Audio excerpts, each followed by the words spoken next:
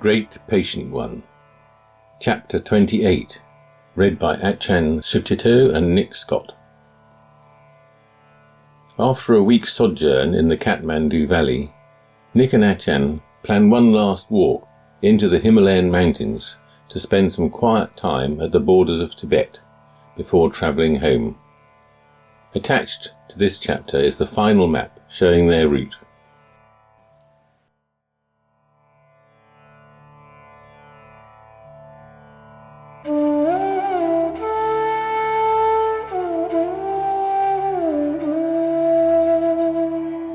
Chapter 28. Up, down, over and out.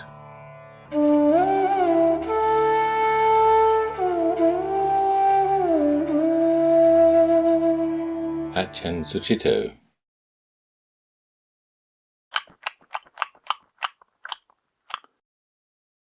I could feel the precious week we had set aside for a quiet time in the mountains getting nibbled away. But there was nothing else to do but to go with it.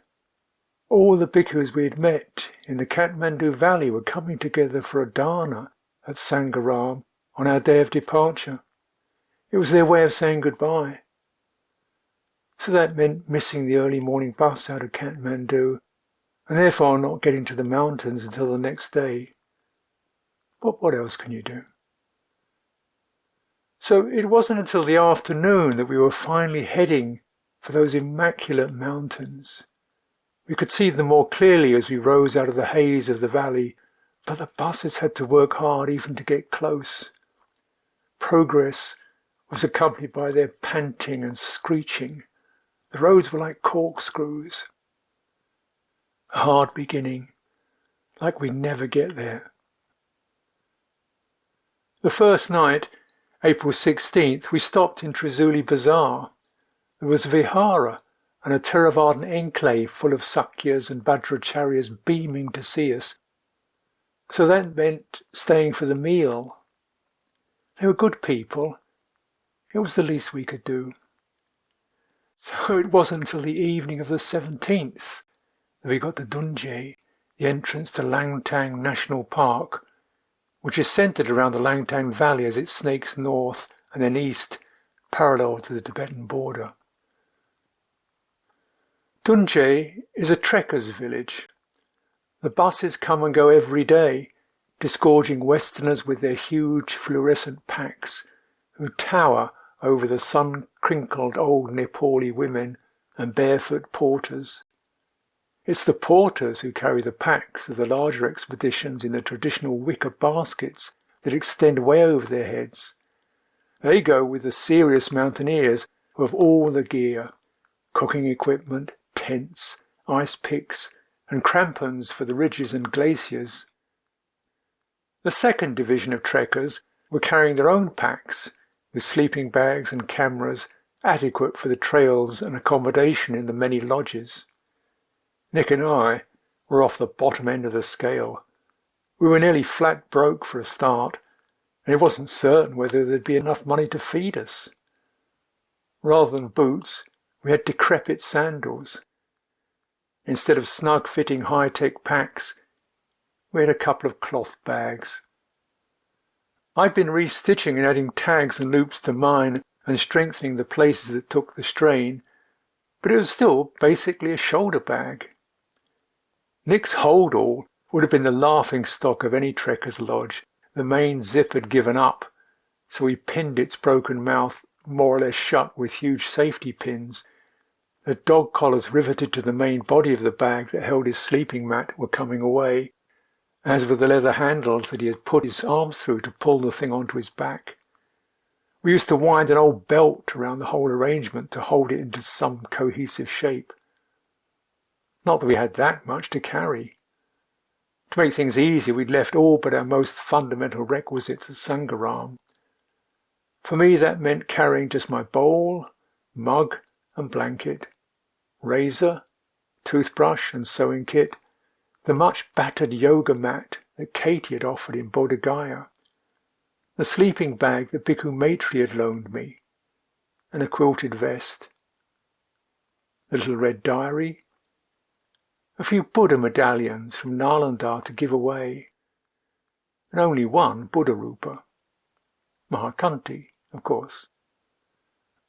But still, it was hard going. We were sleeping out. The lodges, even if we could have afforded them, were not the right places for a monk. And getting up stiff and cold. Then we'd start winding up and down the trail for a few hours with the sun getting fiercer and hot blood and breath pumping like a bellows. Occasionally there'd be a stop for water or for yak butter tea a few times a day. The lodges came up every few hours. Blue Star, Lama Hotel, Everest View. We'd stop in one of those for our meal, with Nick scanning the menu to see what he could afford. The food was Western style and therefore much more expensive than the rice and dal he'd budgeted for. But we brought sampa, roasted barley flour, with us, and we could mix it with free hot water to fill up some of the inner spaces that the trail opened up. We figured that we'd eat on the way up when we really needed it, get by on a tuna fish sandwich backed up by a mug of sampa. Perhaps we'd have to fast while inactive at the Gompa, and going down would be easier. We could do it without food if need be. The proprietors of the lodges were of Tibetan stock and recognized me as some kind of bhikkhu or lama. One of the men gave Nick some sugar. The women would often stand back looking at us and pondering. There was an offer of a free night's lodging that we turned down. Or one would show us a small shrine with a candle and an aging photo of some lama, or maybe it was a lost relative. My medallions dwindled, and the little photo of Ajahn Chah that a bhikkhu sent me in Varanasi found its last resting place. After the tiny settlement of Sayabru, the valley narrows and turns east. There's a long steep hill there, and a section of the trail had collapsed. I had to pick my way over the scree on all fours. Then the long climb went on all afternoon, up to about 3,000 meters. The temperature dropped like a stone with the sun, leaving the blessing of a warm bag and stars pulsing through the overhanging trees. My guts had started going bad that morning. That night they went completely. I just about made it out of the bag, sweating and heaving in the cold darkness. So the next day, there was no going anywhere. It took until mid-morning before I could get up and totter a few hundred meters nearer to a lodge where we could get hot water. Sampa helped to glue things together a bit, but we just hung out for the day. Yaks and strange cows were grazing on the scraps of upland grass.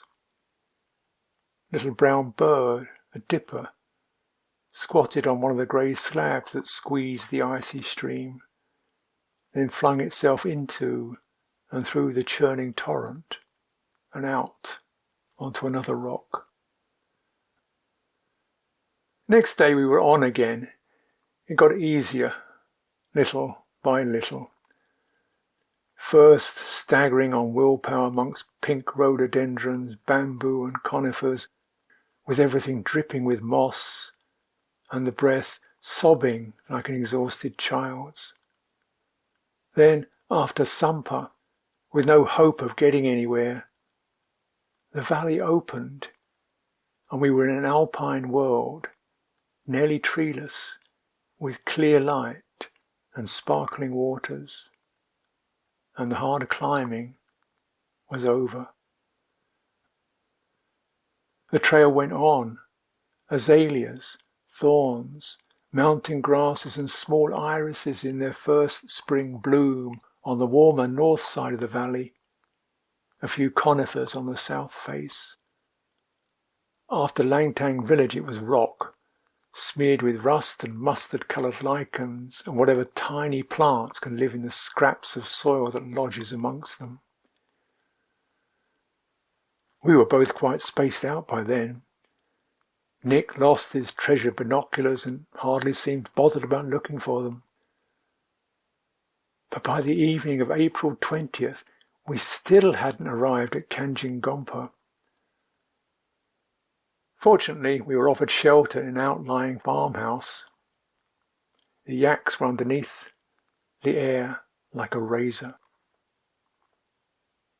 The interior was basically one large main room with a couple of wooden plank beds and a fire in one corner under a small hole in the roof. Fronds of juniper were hanging drying on the walls, dry yak dung in cakes by the smoky hearth. Old rugs and a blanket lay on the floor. Apart from the two of us, given the places by the walls, there were another 3 men. The mother was dead, and a young girl wandered in and out of the gloom a few times before spending the night somewhere else. Grandfather was coughing in a corner. He went on all night. Father was drunk, but harmless. And the son who had invited us off the trail was keeping things together. There wasn't a lot to keep together. One of his brothers had a small lodge farther up the trail. The other was a monk. The rest of the family got by on potatoes and yak byproducts, supplemented by renting a room to a school teacher who'd come from the Terai. It was mostly a matter of enduring and keeping some faith. The room filled up with smoke, but we had to keep the wooden slats that served as windows closed to preserve warmth. The old man was very sick, with one of those coughs that slowly wring a body out, like the sound a car engine makes when the battery can barely turn it over. If compassion has a sound, this is it. What could I do but be there and feel it? Eventually I lay down and lifted the slat by my head a couple of fingers' breadths to breathe by, then wriggled down to peer into the night. A cold half-moon glared over the rock-strewn valley. The peaks, their flanks glowing with snow, were very close now, holding the black star-shot sky like a canopy over this fragile but tenacious life. Even sleep was fragile. There was none for the old man, and it could only sink me to the level where I could drift and let go into the smoke and the coughing. Morning puja was an offering of juniper to the fire, and with the flaring, an aromatic smoke was released to carry the mumbled string of prayers up through the hole in the roof. We left after some sampa. It was Nick's turn to crumble today, and so the going was very slow, through frozen snow that was just melting as we gradually climbed higher. Even at a snail's pace he had to keep stopping, which was fine by me. At this altitude too much activity brought chest pains, and by this time the idea of getting anywhere just made things worse. Every now and then there were mounds like walls in the middle of the track, walls that were up to 25 yards long, 5 feet high and 3 feet thick, made out of large tiles of rock, their broad flat faces turned out towards passers-by. These walls would be made of 3 or more tiers of these tiles, with something like a mortar of smaller rocks and shales in between each layer. The faces of the tiles were engraved in Tibetan script with mantras, symbols and prayers, and often a bamboo pole with ragged prayer flags on it stood nearby. Local people on the trail passed them, keeping them on their right side, sometimes adding a small rock to the heap on top as they moved their lips. When the mountain's jaws are this close, prayer seems a natural activity. I found myself falling into it. Why not? To be a pig bag of sensitive jelly, surrounded by such absolutes of severity, breeds awe. Offering seems a natural response, with thoughts, sounds and rocks the readily available forms of puja. So I would sit on the rocks with the glare, closing my eyes, turning mantras in my mind, until Nick came shuffling up and sank down beside me. Then picture Kanjeng Gompa set back from the main trail, and above it, the trail led past the Trekkers' Lodge, and another building then came to an end. The white mountains closed in on all sides, dazzling. Beyond them, over the high ridge, was Tibet. There was no more going on. We'd arrived. But the Gompa was locked. The nun in the nearby shelter pointed down at the lodge and said, "Rinpoche!" And when I turned my attention that way, I could hear the banging of drums, interspersed with a cymbal clashing. So we sat there for a while, waiting for a thought. We'd passed backpackers on the lower stretches of the trail, mostly with a mumbled greeting. A couple of times when we sat at a lodge for tea, there were a few who were in the existential wandering mode, and they would come over for a brief chat. We met one Canadian guy, Neil, several times. On an indefinite world tour, he didn't know where he was going either. Well, he turned up at Kanjeng Gompa, and an FWBO woman from London. The lodge below was a very worldly scene, and she was looking for a quiet place to meditate. But the lodge was the only thing that was happening, and Neil got things moving by inviting us down to Yeti Lodge for a meal. So there was a human world for the Petes to look down on. After the meal, behind the room for sleeping, eating and hanging out in, the commotion was still going on. So I nudged my way in. It was the kitchen. Rinpoche was sitting on a raised seat, with a drum to one side of him that he could beat by pulling a string that connected to a stick. The cymbals were on the other. With a great grin, he beckoned us in and indicated that I should sit by the drum. It was a dreadful racket, obviously some kind of blessing. The proprietor, kneeling in front of Rinpoche, spoke enough English, and in the first brief intermission when buttered tea came round by the pot, gave a brief explanation and relayed our request to Rinpoche to stay in the Gompa. None of this had much immediate effect, so it was just a case of sitting it out. The trail ended there, as so many times, in the pit of frustration. After another hour of drumming, chanting and clashing, the next intermission produced the information that the Gompa was always locked. My mind started falling apart. But the celebrations continued, and my eardrums remained intact. Memories evasively fueled my resolve, and there was nowhere else to go anyway. By the third hour or so, things were starting to develop.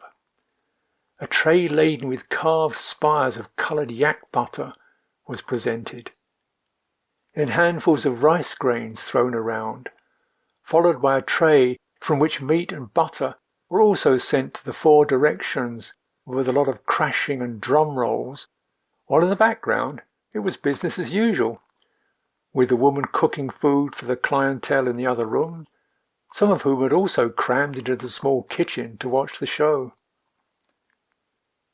Then the next level of offerings was reached. The owner stood up with a knife with a big wodge of butter on its tip, called out a phrase, and raised the knife towards the rafters. Then another man did the same with a tray laden with lumps of meat and butter. Rice grains came round again to be received with heavy percussion and again strewn in all directions. Everyone seemed to be having fun, so I joined in by hurling rice around. It was obviously the right thing to do, because among much satisfied grinning and smiles, Rinpoche came to a halt and began packing up his gear to make a departure. But what about a place to stay? Nick, pragmatic as usual, was piping up before I could stop him. using the Tibetan word for bhikkhu. "My companion is a monk, a gelong. He can't stay here. Not right. Gelongs sleep with women. We are pilgrims, come to meditate." We all bundled out of the butter-strewn kitchen, with Rinpoche striding up the hill at quite a pace, but he turned his head back towards us with a slight tilt and a big grin. So Nick and I galloped after him as best we could at 5,000 meters altitude. Rinpoche's room in the shelter beside the Gompa was like the cockpit of an airplane, with photographs, malas, and religious images instead of dials and gauges. He had a book of photographs too, with pictures of the Dalai Lama escaping from Tibet across the mountains with some companions. Dalai Lama was the only phrase we had in common. Somehow, through pointing at himself and the mountains and the photographs, we concluded to our own satisfaction that he too had made his way over the ridges after the Chinese invasion. But the Gompa was still locked. Waggling his hand around in front of the keyhole and pointing down the valley with the word Lama seemed to indicate that the keys were held by a more senior monk in Langtang or beyond. But there was the covered porch, which was enclosed and used as a store for wood and yak dung. That'll do. Rinpoche set to vigorously sweeping the floor and then bringing armfuls of quilts and blankets over from his shelter, finally returning with an oil lamp made out of an old ink bottle and a giant flask of buttered tea. It was late Sunday afternoon. The slow rate of walking meant that we'd have to leave on Wednesday. The week's retreat had been nibbled down to 3 nights. But we'd found our quiet place in the mountains at last.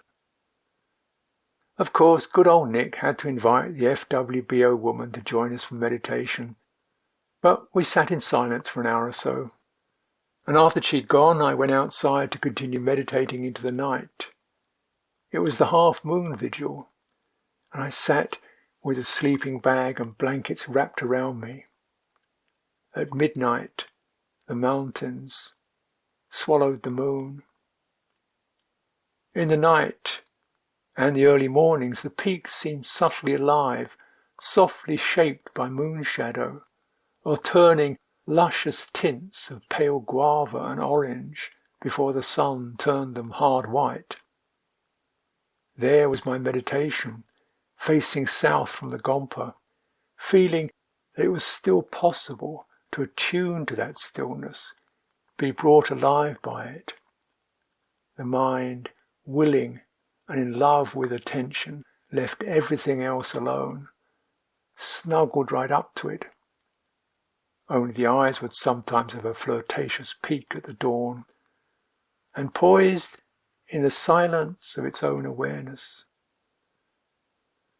Is that the silence of the mountains? Have you heard that sound of silence, like the sound of starlight falling on snow?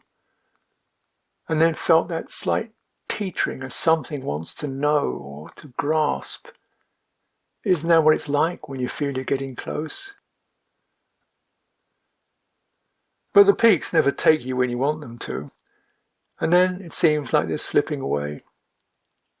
It's like this. I'd even made it very clear to Nick the way it was going to be the next morning.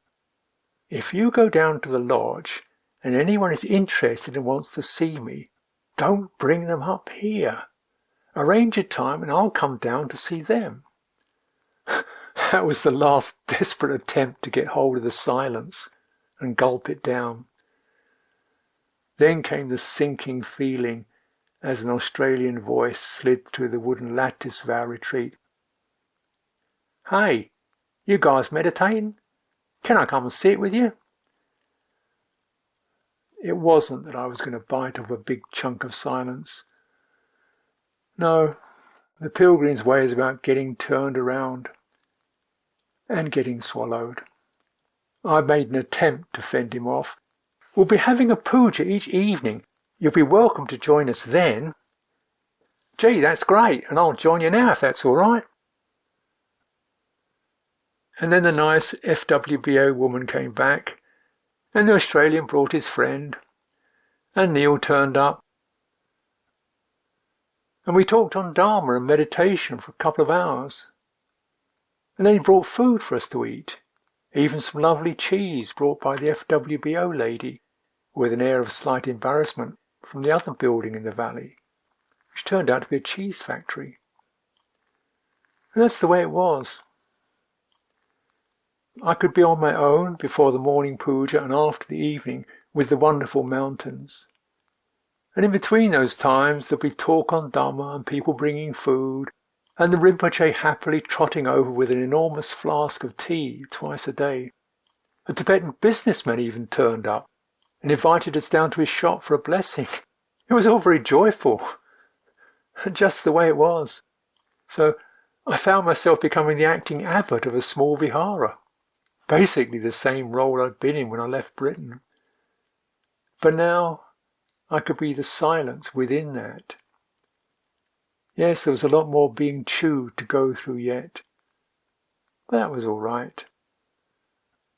There was a ragged old man who lived in the mountains. 3 times a day he'd come round with his prayer wheel going and circumambulate the Gompa intoning Om Mani Padme Om, or generally Om Mani Padme, because his breath would give out. Every morning and every evening we'd be standing or sitting with him, slowly making his way around us, reciting his mantra. One evening he brought us warm potatoes in an old can, so we gave him tea. At first he couldn't believe that the entire mug was for him. Then, as it dawned on him, he, holding the mug like it was the Holy Grail, slowly drank it down as one long draught. And then he came out with his mantra, complete and joyous as a trumpet fanfare. Om Mani Padme Hum, Om Mani Padme Hum. And it dawned on me, slowly, and with a growing sense of being turned inside out, that we were being circumambulated, that the old man and the huge human pilgrimage and all its rags and tatters was turning around and blessing us. So what can you do to follow that? On the last evening I tracked him down to his dwelling. It was just a nook underneath a fallen boulder with a woven rattan wall to keep the wind out. And I crawled in with a mala and a mantra. There, in the smoke from the juniper fire that warmed and tarred everything under that rock, we sat and chanted Om Mani Padme Hum for a long while. Homage to the jewel in the lotus. Praise to the mystery at wisdom's heart and to everything it brings forth. Or just homage. Nothing else makes sense when you're in the mountains. Wednesday, April 24th. With Neil in tow, we started making our way down, thinking again we knew where we were going. By mid-morning, we'd reached the farmhouse again. On an impulse, stopped by. The sun was more subdued. Grandfather had just died. Crossed over to the next valley. Life. Hard and long when it's working you over, then sweet and so short, like the flash of light on a breaking wave. So much what we are that we can barely see it, then so utterly gone. And where are we going? Look, it's like this. I did some chanting. Nick knew the last few lines and joined in. The sun stood listening. Then it stopped. We stood together in the morning sun for a while, and the silence was there among us. Then we said goodbye and went on down the track. And that's the way it is.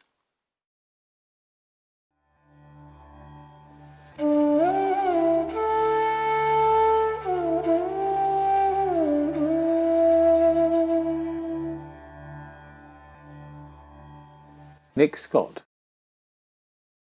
We had left early. Ours were the first footsteps in the snow that had appeared overnight. Snow covered the tops of the rocks, but not the sides, and the contrast everywhere of brilliant white horizontals and lichen grey verticals was magical. Neil thought it made a great backdrop for a photograph, so we stopped briefly and posed for him, beside a pile of snow-dusted prayer stones, with the white peaks of the Himalayas behind. It was pleasant walking. We were well rested. It was downhill, and we had given ourselves, for once, more time than we needed. More than 3 days to do 2 days walking. We walked along chatting to Neil, making our way through the valley.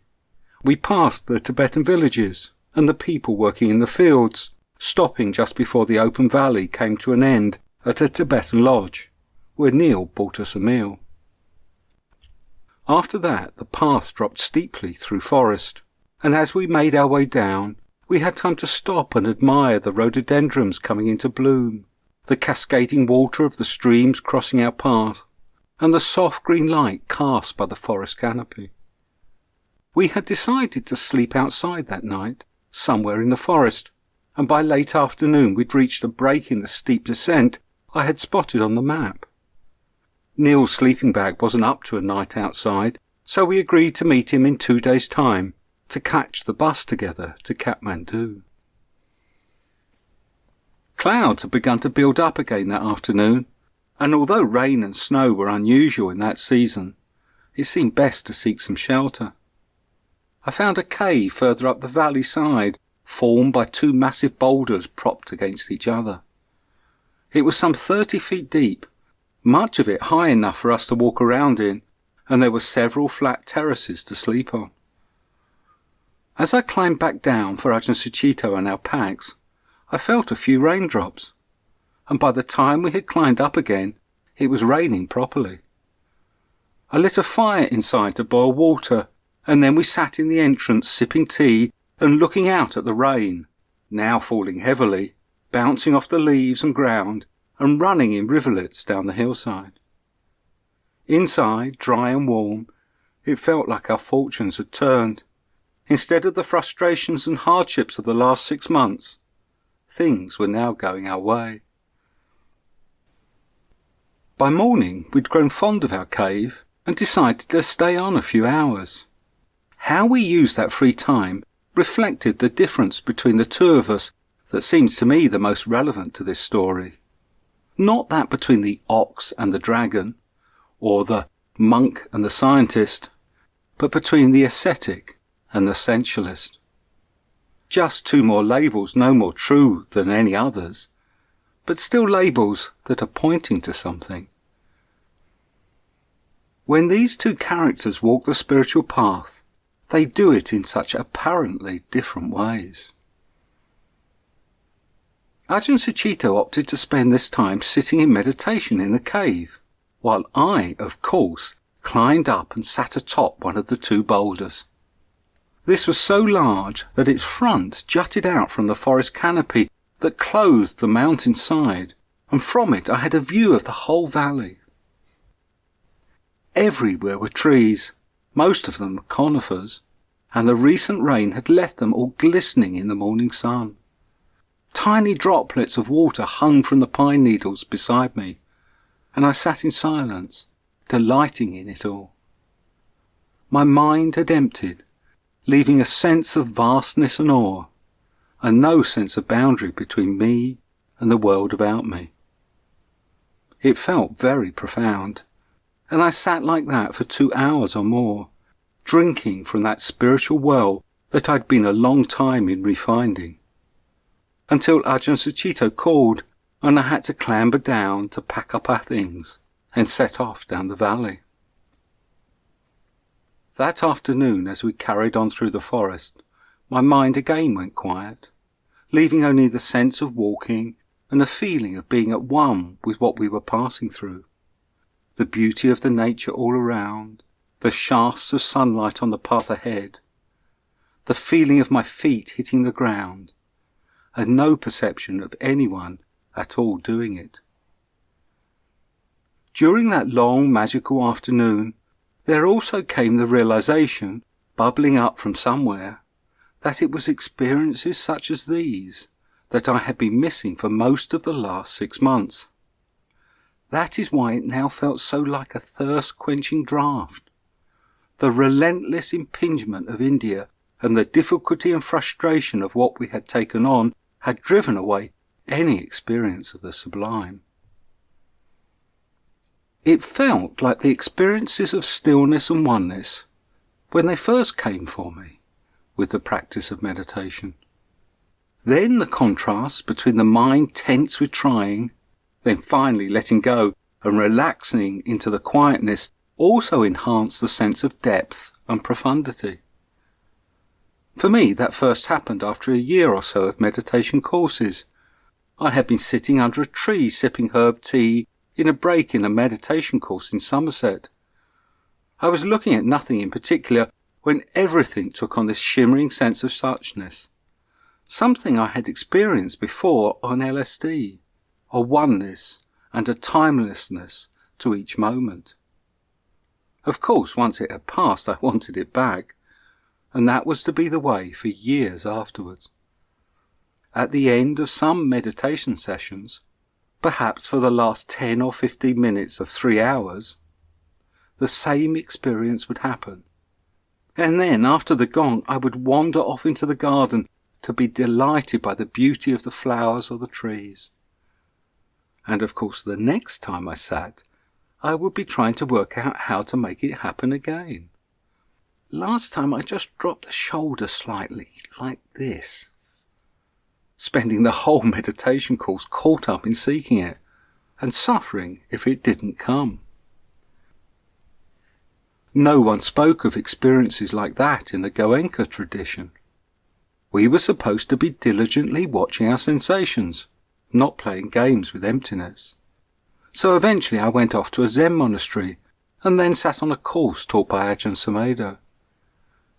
He put it all into perspective, telling me not to make much of what was happening, not to indulge such experiences, but instead to use the awareness to inquire into my own true nature.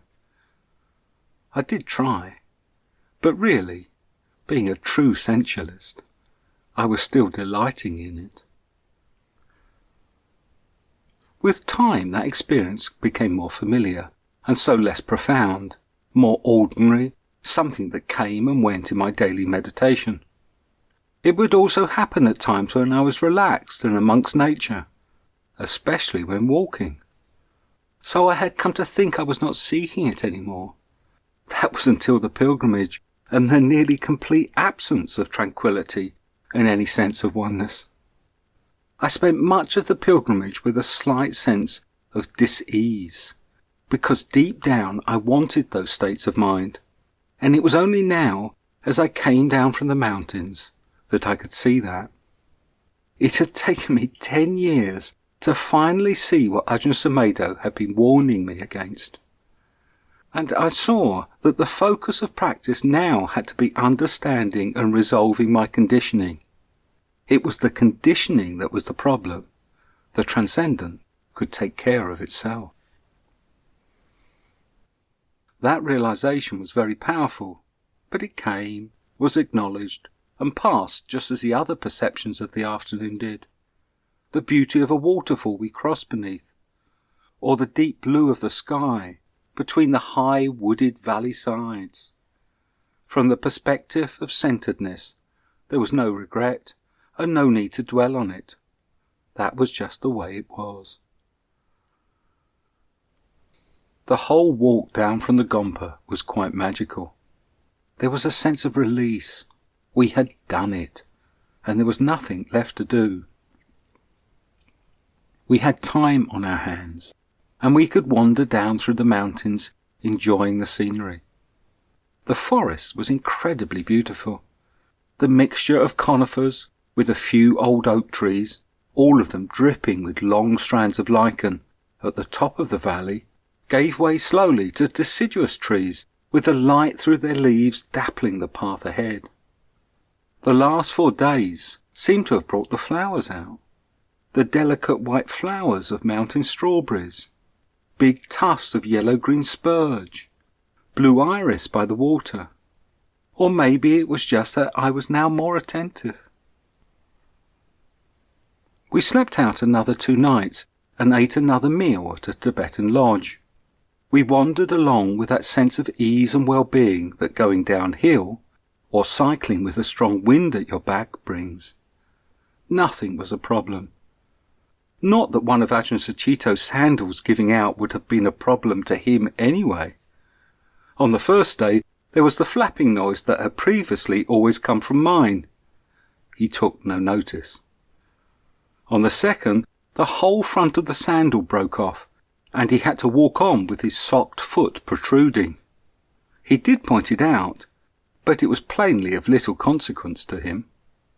What was different was that it didn't matter to me either. And on the way down we chatted occasionally, in that relaxed way one does when something is over. I remember particularly a stop we made by the river. Ajahn Sucitto suggested we do an hour's meditation. So we set up a small shrine of rocks with our wonky Mahakanti Buddha on it, and then sat together beside the river. The river was a wide torrent of white water tumbling down the valley over great boulders. Spectacular to look at. But when I closed my eyes, I was left with the loud and incessant roar. When the hour was up, I commented to Ajahn Sucitto that we might as well have been sitting inside a jumbo jet, as it would have sounded the same with our eyes closed. He was surprised, and asked if I did not use the sound as my meditation object. In fact, I had. There was no other choice. But that had simply meant that I sat for an hour listening to a loud roaring noise. He was again surprised, commenting that if he did that, the sound disappeared within minutes. We then got into a discussion about our meditation experiences. For Ajahn Sucitto, absorption into higher levels of concentration was easy. But it was that same experience of oneness that I described earlier, which was of real import. His tendency was towards absorption or into abstraction, while mine was to get distracted by sensual delight in the world. Both tendencies took us away. But I realized then that Ajahn Sucitto's was a better one to have if you were going to walk through India. And that, I think, was the only time we talked of our own meditation experience on the whole pilgrimage. But then what was the point when our tendencies were so different? And so we descended. Going down further, the heat returned and the forest became subtropical. Then it was small fields of cultivated terraces and Sayabru village. We stopped there for a big plate of noodles as our meal, the cheapest thing on the menu. In the afternoon we wandered on, down through steep, tree-covered slopes where we stopped and camped the last night. The final descent was through dense, deciduous forest around a high rock bluff covered in gnarled rhododendrons to arrive at Dunchi the morning of the 4th day. Dunchi hadn't seen much when we got there from Kathmandu, just a one-horse town with a row of wooden hotels. But now, after a week in the mountains, it seemed the height of sophistication. Each of the hotels had a veranda facing onto the main street, with white plastic tables under umbrellas, where Western travellers sat in groups, chatting over coffee or eating scrumptious-looking breakfasts. We, however, had to make do with a small tea stall. I left Ajahn Sucitto drinking a tea, all I could afford, while I went to buy the bus tickets, glancing enviously at the other Westerners enjoying their meals as I walked down the street to the small hut with a sign announcing the bus to Kathmandu. Inside the hut an old Nepali man sat on a stool against a shelf with a pile of bus tickets and a money box. When I asked for 2 tickets to Kathmandu, he looked up and to my surprise said, "1 man paid for English Gelong? With you, yes?" Bemused, I answered yes, and he handed over the ticket waiting beside the money box. It must have been Neil, who, having got there earlier than expected, had gone on to Kathmandu and left a ticket for Ajahn Sucitto. It was a lovely gesture, and to celebrate it, we spent the money on a proper English-style breakfast. We sat on one of those verandas, enjoying scrambled eggs, toast, butter, marmalade and tea. 2 pots for Ajahn Sucitto. Then the bus journey. I spent the first part sitting amongst the luggage on the roof, from where I had a spectacular view down the valley and up to the distant white mountain tops, as the bus wound its way down the dirt road that switched back and forth across the steep hillsides. These lower inner valleys had been cleared completely of forest, the hillsides terraced with long green paddy fields winding round them. The bus stopped at each small hamlet to let more Nepalese on, and soon the inside was full, and they began to join me on the roof. By late morning, when the bus eventually came down to the valley bottom, there were more than 30 of us up there, wedged between bits of luggage and hanging on as the bus swayed along. At Trasuli Bazaar, most of the locals got off to do their weekly shopping, and I took the opportunity to take a seat inside. I wanted to be back next to my companion, even if it was squashed and unpleasant inside with no fabulous view. I'd had this wave of affection for him when sitting on the roof, and I wanted to do the last part of the journey beside him. He was my Kalyana Mitra, my spiritual friend.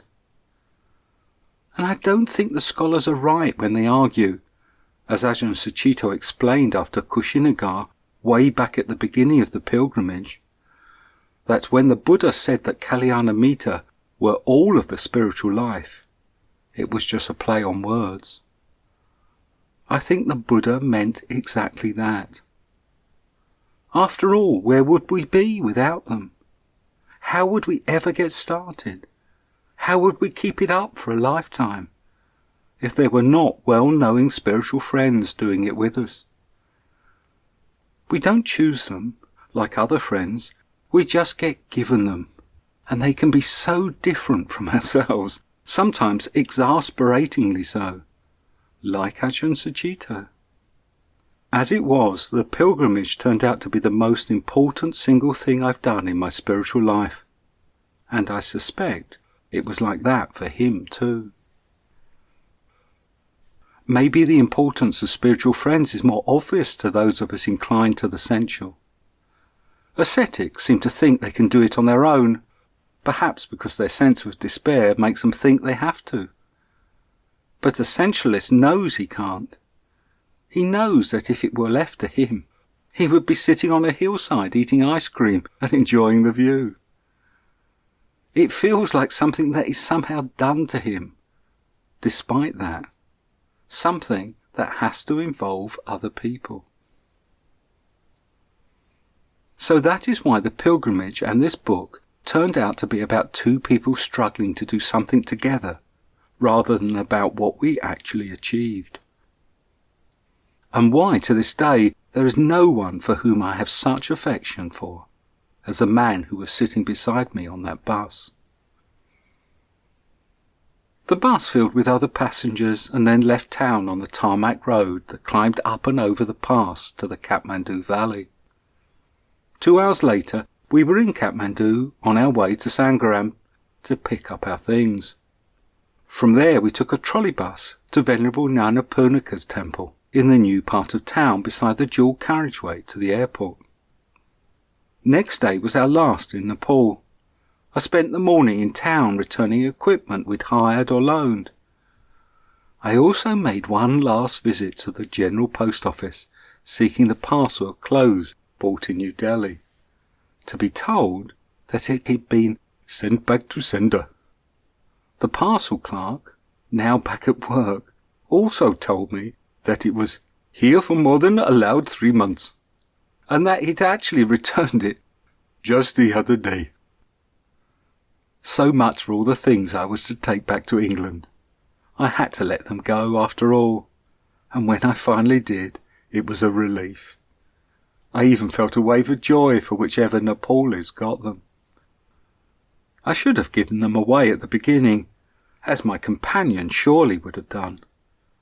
But it can be so hard for me to let go of the physical realm. At least his apparent disdain for the world and interest instead in abstraction and absorption come from a seeing clearly that wanting things from the world leads to disappointment. I was still deluded that somehow I could, if I adjusted this and changed that, get it worked out and be finally satisfied.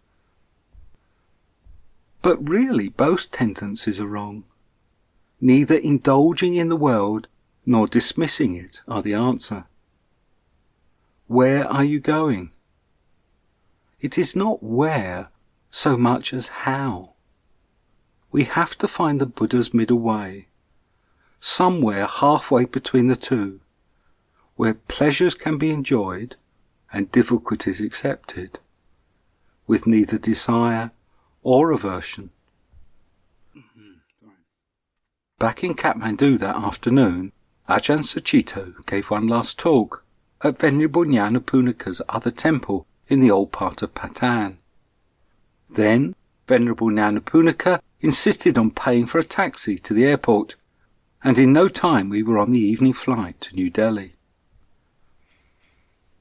It took off in the dark with the moon up, so that the shapes of the high mountains were just discernible as we banked and turned to head south. In no time the plane had passed over the Mahabharat Lake and the other foothills we had climbed through, and we were flying high over the Ganges plain, the ground dotted with a million faint lights, like a night sky seen through a powerful telescope. Here and there the multitude of pinpricks coalesced into constellations, which were the towns, or strange swirling galaxies, which were cities. But it was the sheer density of the little lights in the darker areas that was the most impressive. They represented the hundreds of millions of people who lived on the plain, all those people of whom we had seen a small fraction. I was deeply moved by that last sight of the plain we'd struggled across for all those months. I felt immensely fond of it, and all the people who lived there, as I looked down from above.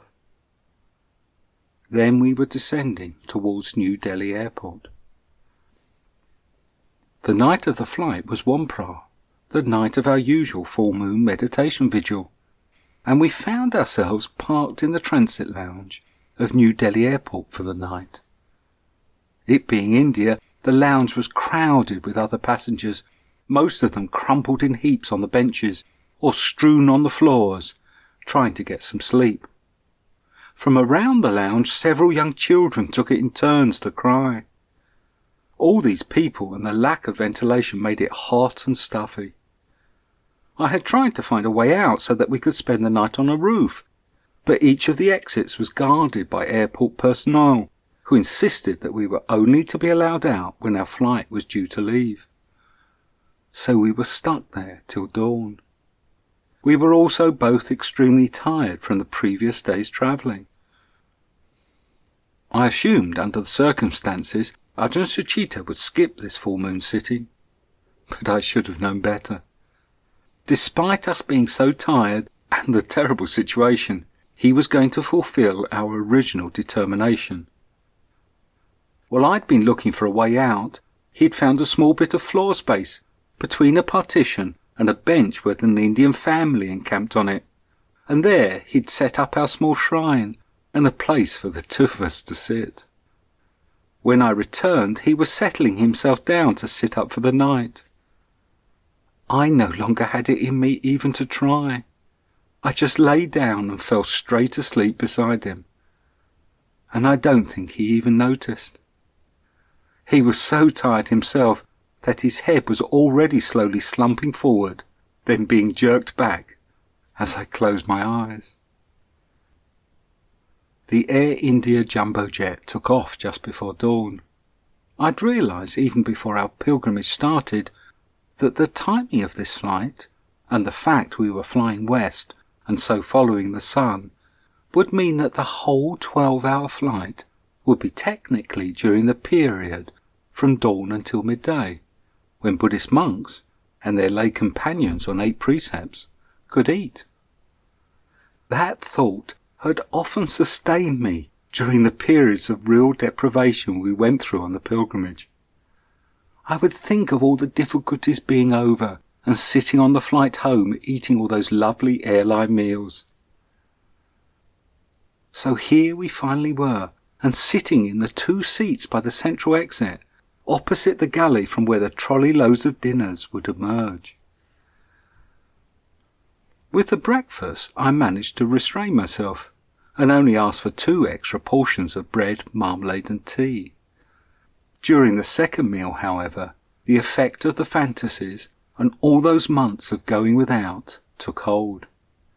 When I finished my full packaged meal on its plastic tray, I could not help but notice that other people were sending back parts of theirs untouched. The trolley would park right in front of me. So I asked if I could have some of the rejected portions of the main course. Then I started taking some of the sweets and salads left over.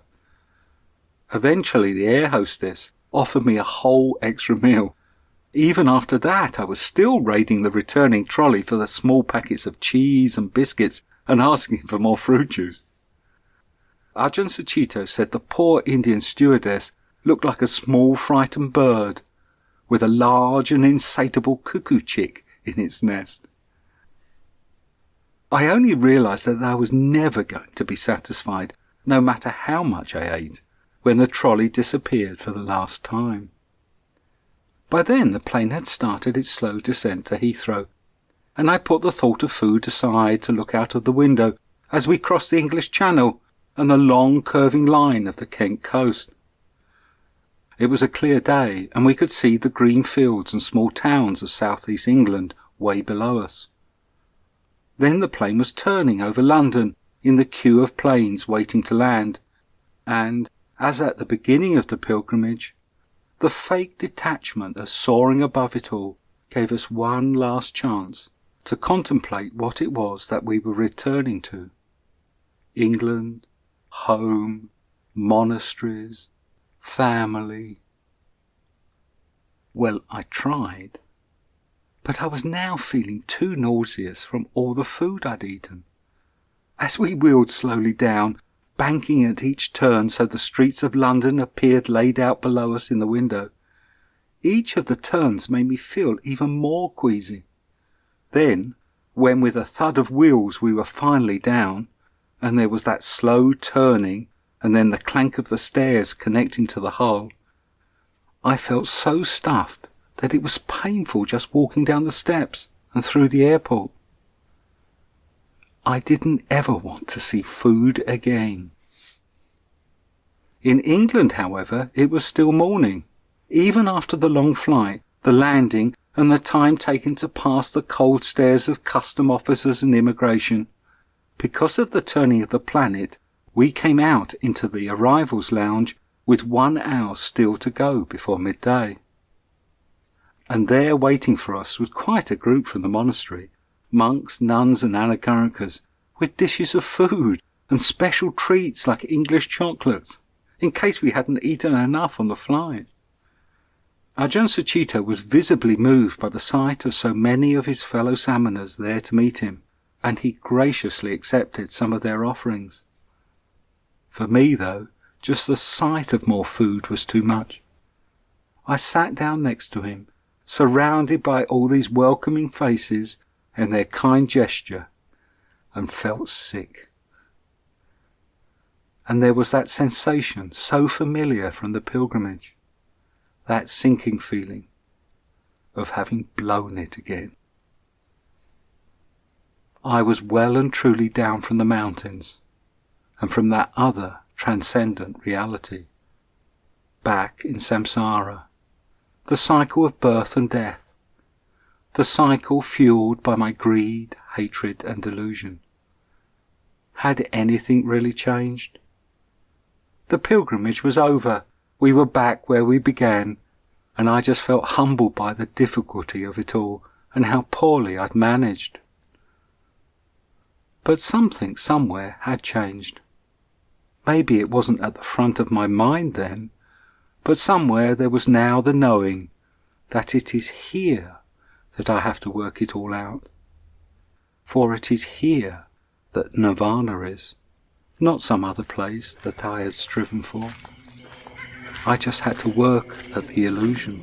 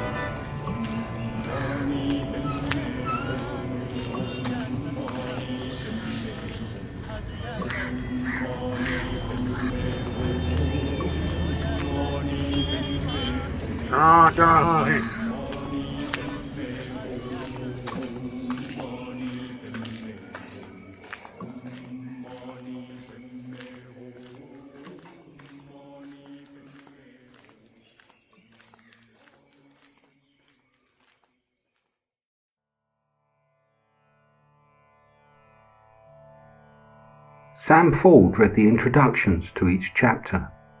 Micah Deer assembled the audio content from our home recordings, and Podrick Cotter set up and managed this podcast. Sadhu, and much gratitude to them. The reading of another Tudong or pilgrimage book may follow, but only after a good break.